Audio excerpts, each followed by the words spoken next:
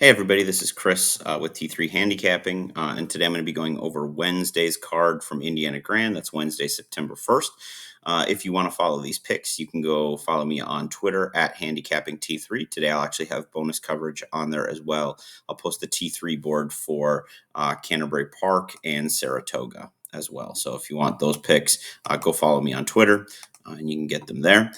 Online, you can read my articles at bettingnews.com. I currently have a full breakdown of the late pick five, actually the entire card from Canterbury Park, with an emphasis on the late pick five, and I even have a multiple ticket strategy on there to make things more efficient for you. So those are all some bonus things that you can get from following me either on Twitter or reading up on bettingnews.com. So I greatly appreciate those follows. Thank you very much.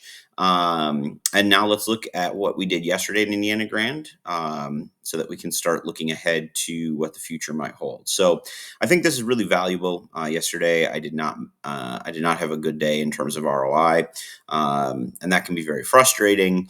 And as I go back and I look, I see that actually I was 5 of 8 in the thoroughbred races for picking winners. And if you look at my grid here, a lot of green, a lot of yellow, so I was close. Just didn't quite get the job done. My T3 horses still overall performed pretty well. I had the 2 and the 5 kind of bookend with poor performances, but in between, I had a 5 hit the board, an 8 hit the board, the 8 won, and then the 3 hit the board. So the 8 did win in a 2-horse race. I'll just acknowledge there that was probably not my best work. But nevertheless, the system is still working, even though it wasn't a great day for the ROI. I predicted that it would be a tough day anyway. That was something I was ready for, and sometimes that can lead to great opportunities. Yesterday, it just led to a lot of ripped up tickets. So hopefully today can be better. Let's jump into it. So I'm going to close this up, get you in here. Today we are going to what I hope is going to be a fast and firm. We were off the turf yesterday, even though the track was listed as fast, still protecting the turf. I don't believe they've gotten any rain since yesterday's card, and today's supposed to be all sunny. So hopefully we're making steps in the right direction.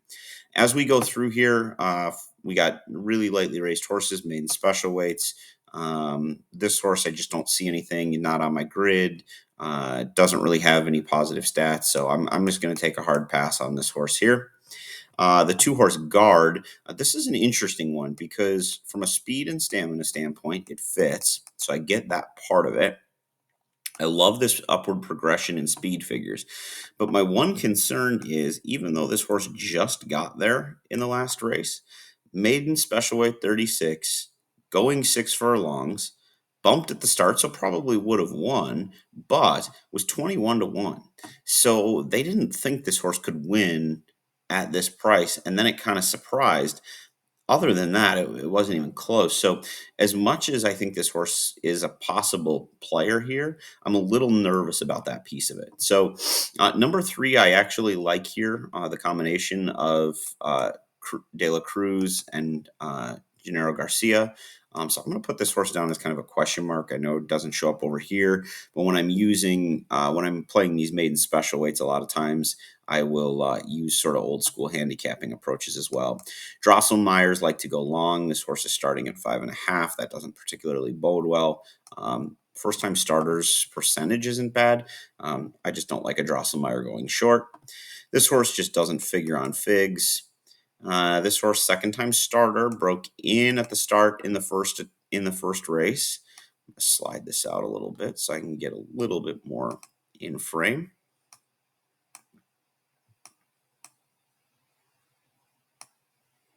There we go. Perfect. This is a horse I'm interested in. Second time start, they can make a big jump forward, especially if I get anything close to that price. I'll take it. You can see that the trainer numbers are not bad in these situations. The trainer does meet the 10% threshold that I like to look for. The 7 horse is going to end up being a T3 for me. And that includes class, flow, rating, and form. So we've got that flow form situation, which I love. I'm a little nervous about the 0 for 13. The horse has hit the board 5 times, which is good, filled out the exacta, and showed some promise here. 5-1 at this level. So much more highly regarded last time out than the 2 at this level, and yet is now coming in at a higher price. So I always like to see that opportunity. This one rated out the highest on Jockey Trainer, record, and pace. I'm not one for this regression off of the first start, but really it's 1 point. So I don't really see that as a regression. I tend to see regressions as 3 to 5 points or more. That to me indicates a bigger issue. So I definitely like this horse as we're going forward. So with all of that, I'm going to come take a look at my chart over here and see the letter grades. I had 2, 7, 8 all coming out to A horses, and I think that's a fair way to assess them. I'm going to probably put the 7 in an opening spot, so I'll take that one there, and then I'll put the 2. I'm actually going to put the 2 and the 8 together here. So we'll do that. And then I want to have a couple long shots in there. When filling out my bottom plays here, I'm going to do the 3 and the 6. And I will probably try and even key them up into the second in trifectas to see if I can really make something happen.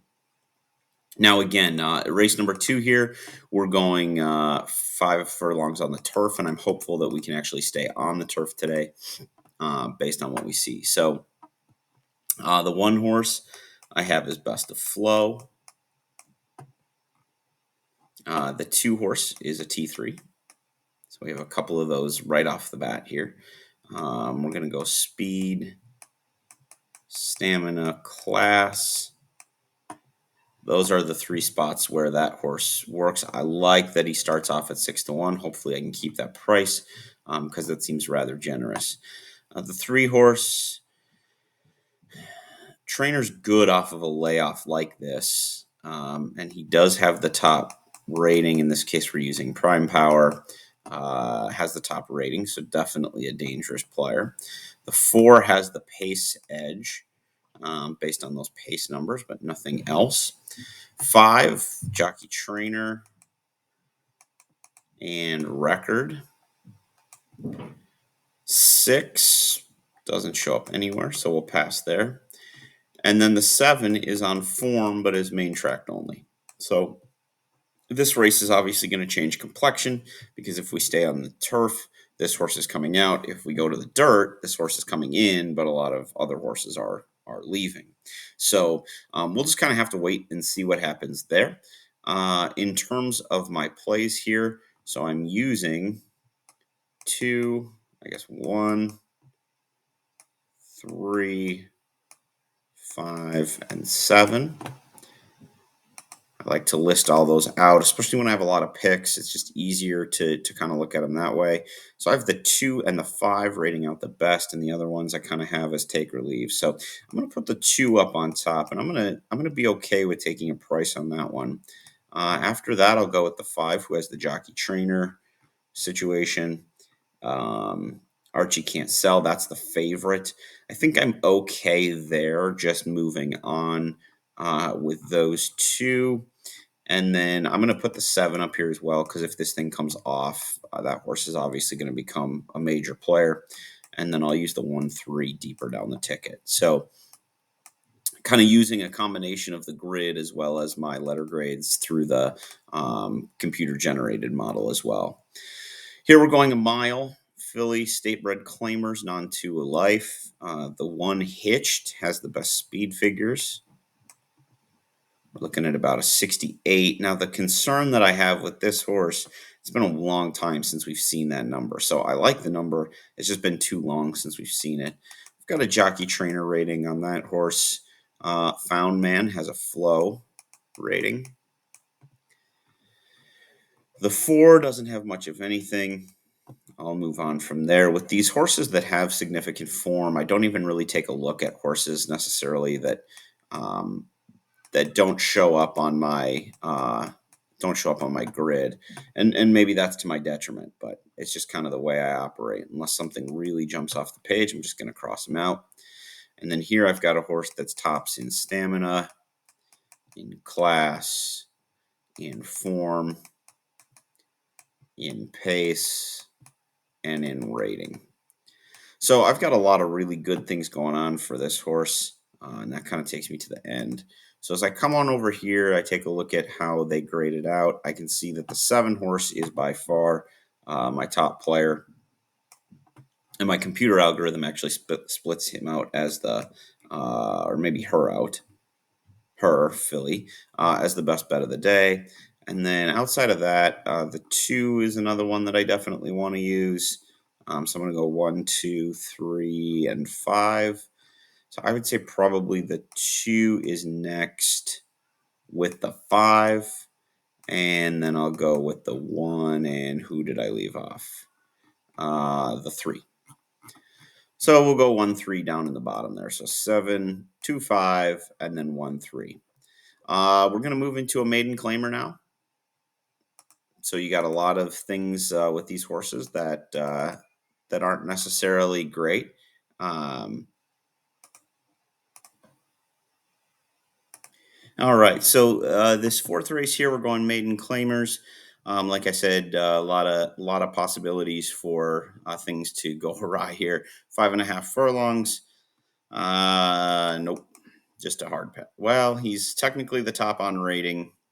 We're looking at breeding rating in this situation, but I still don't love it. He's now had 4 opportunities to show what he can do, and it hasn't been good. The 2 has a potential flow advantage here. We are getting a little bit of weight off as well. Not that 2 pounds really matters.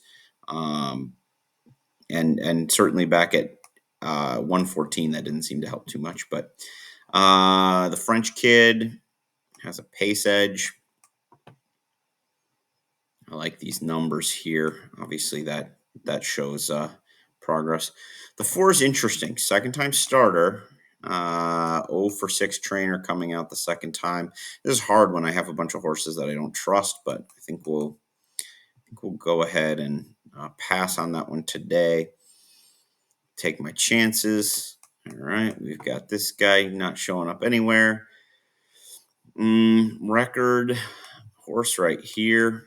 Honestly, this race looks like it goes through red liaison. So you've got speed, stamina, class, that flow form combo that I love. This just seems like the winner here. And then you got a jockey trainer edge.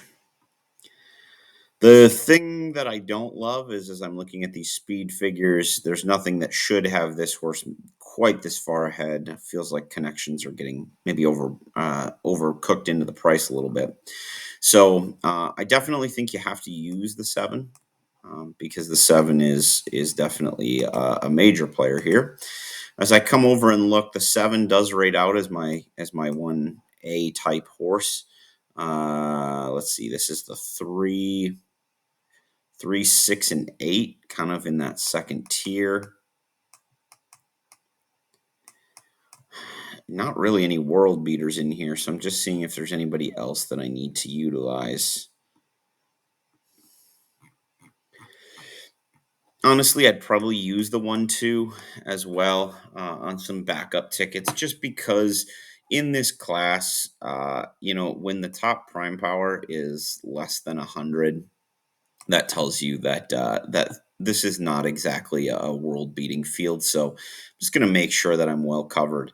Once again, we're going to throw some maiden specials into the middle of a card.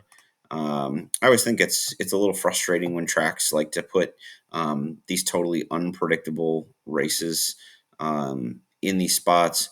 I also don't like when it starts at pick 4 because the pick 6 starts 2 races earlier. So you don't really get a chance to factor in any visuals or any early money into your handicapping of the pick 6, which I just think is a little tough. But, oh well. They seem to like maiden special weights here in the 5th race because that seems to be always when we get them. So, number 1 in race number 5, we have the top rating. He's a second-time starter. I love that, regardless of how he does. Somehow the two came out to be my pace horse. I would have to go back and check that. There's got to be an error there because this horse has never run before. Number 3, Pursuant, is both flow and form. I'm a little nervous that we have this 5-point regression, leading me to believe that maybe that's kind of the top of this horse's ability. Let's see here. Number 4 does not show up on the board, not good with first time starters. I'm going to cross out this pace line here because I don't think that can be correct. I would have to go back and look at what it's evaluating for that. 30 to 1, 0 for 1, just not even enough starts there. This horse is clearly well regarded for Bob Gorham. Eduardo Perez. I'm going to keep this one in as well. Emmanuel Esquivel is aboard this one. Good numbers here. So this is a situation where, as I'm looking through this, in this race, I mean, you have a T3. I like that improvement from race 1 to race 2. I've got him as speed, stamina, and class. Oh, by the way, I forgot to mention this is a jockey trainer play. So I definitely like the 8, and I definitely want to use the 8 prominently. I'm not going to give this one the true sort of T3 designation just because I think the T3 is sort of a product of just not having a lot of other runners in the race who have actually tried before. So I'm going to take that into account here, and I'm going to use the 8 for sure. But I think I'm going to kind of use all my picks fairly evenly in this spot. So I'm definitely going to use the 1, the 2, even though the pace line, the odds suggest that maybe there's a runner here. 3, and then maybe I will just use the 8 slightly more. I do tend to favor experience, so maybe I'll go like 8 with 1, 2, 3, and then maybe I'll throw the 7 down at the bottom. All right, so now we're into the late pick 3 here. We're getting to turf in the 6th race. Swing all the way over here. All right, the number 1, Union Park Gal. So we've got speed, stamina, pace, and rating. So as I'm looking at this, that's 4 really good, really solid data points. I don't have anything on the 2. 3's figures look a little light as it is. 4, kind of this downward progression, which I hate to see. I should have drawn the hammer on the other side of that. It's downward progression, not upward. Nothing on the 4 for Mojica and Tim Glyshaw. Number 6, I have class, jockey trainer, and record. So that's definitely a use, second off the claim. Dropping down 2 classes, which is also a big advantage. Number 7, flow and form. And that gets me to the end. So as I come through here, it's pretty clear to me this is going to go through 1, 6, 7. I'm just going to see how my strikes came into play here. So the 6 and 7, it has as top selections, which I'm cool with. And then just play the 1 underneath. And honestly, in that race, I don't need anything more than that. So I'll take my 3 there and I'll move on. Coming into race number 7, this one's another lightly raced race. So as I'm looking at this, I'm thinking I'm probably going to play pretty light, especially coming off of a negative ROI day yesterday. When I see this much variability in the outcomes, just with all the different lightly raced situations that we've got going on here, and the way that they're kind of sprinkled in the card, for me being a pick 3 player, this makes it an extremely difficult card to play, simply because I can't really put together a sequence where my system works. So I'm just going to be a little trepidatious with how I play. This one would probably be one that I would think about including. You got good stat numbers there. Joshua Morales, again, good stat numbers. I would think you'd want to keep him on side. Number 3, Mansfield Tiger, only 9% on the debut, 10% made special weight. I think I'll take my chances against here. Number 4, I have as class and rating, so I will definitely be using that horse. Number 5, you've got an upward trend here, may still be improving, so I think you have to use that. The 6 is Jockey Trainer, Flow, and Form. I don't like when we do that. I don't like when we hammer down, led early between and gave way. This is an E-type. The E's have been hammering. So even though this horse shows up prominently, I'm very hesitant about that one. Great first figure. That doesn't always project, but you can see good stats. I have this one as speed, stamina, record, pace, and because of that vertical middle line, I do have a T3 here and definitely one I want to use. Second time starter, only 7% in that spot, so I can live without. So in this situation, I'm going to end up probably going pretty heavy. I like the 7 best of all, for sure. And then after that, I don't really know exactly what I have in this race. I have the 4 technically listed as an A, the 6 as an A. I don't know that I really feel that way. I would be much more inclined to take a flyer on the 1, 2, 5, I believe.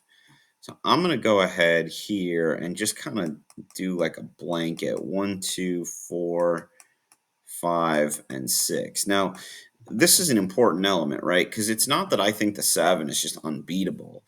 But in this race, when I think basically everybody except for the 3 and the 8 can win, I have to take a stand. And I've got a T3 horse based on data. I don't necessarily see a horse that I feel is going to automatically jump up. So I'll just kind of go that route and hope I survive. I'll probably, like I said, be playing pretty thin today because I already had a negative ROI. I don't need to compound losses. I'm not feeling super confident about the card. So I'll watch and verify my picks, but I probably won't be that heavily invested in the actual card. Race number 8 is our final thoroughbred race of the day. We're going with those nice little tight 8-race thoroughbred cards. The number 1 horse, Concrete Charlie. We're on the turf, supposedly. Hopefully that maintains. Not using that horse. This one has a touch of class. A lot of these horses have been running against each other. You can tell that by the fact that there's so many horses that all have the class indicator. $1 Million Red is speed, stamina, and class. But we've talked about in previous videos the fact that if there's a bunch, sometimes I don't count that. I'll kind of have to see my feel for the race at the end. I've got pace and rating on the 4. Number 5, I have class. I guess technically he has class too. I should mark that in. The 6, flow and form. We have a lot of those plays today. Now that we're getting so many of those, I'm going to have to start going back and actually checking to verify what, at this point, is sort of an anecdotal idea that that's a good combination to have and see if the data actually backs that up. So 9, looking at Justice, is MTO'd. Obviously, if we go to MTO, then, we'll look at these guys, maybe bring them back in. But for right now, just not players. They won't draw into the race as it stands right now. So players in this race that I have marked so far are the 2, 3, 4, 5, 6, 7, and 8. So we've got a lot of players in play here. But as I come through, I've got the 3 listed as an A, and remember that is a T3 horse, so I'm going to use that one on top. In this situation, we're dealing with allowance non-winners of 3, so I feel like I can trust my numbers a little bit more here, 4 or 5. So I've got the 6 as sort of next best. 6 is class, flow, and form. which again, I'm perfectly fine with since so many of these are just kind of class plays totally. After that, I think I would probably elevate the 4, who's listed as a B. So that's probably how I'm going to play my top 3. And then sort of in like my kind of like next group, I guess with the 4, I should mention, I would probably also play the 2 um, and the 5. I mean, it's hard because there's a lot of horses that have something worthy. I would probably play it more like this, and then kind of just use like the 8 as like a total throwaway sort of. Just maybe have them on 1 or 2 tickets just to kind of cover my bases. But then after that, we're into the quarters, and you know that I don't play those. So with that, you've got my selections for Indiana Grand. Be on the lookout at handicapping T3 on Twitter for updates with scratches as well as T3 boards from Saratoga and Canterbury Park today. Good luck, and we'll have our final Indiana Grand video of the week tomorrow. Good luck.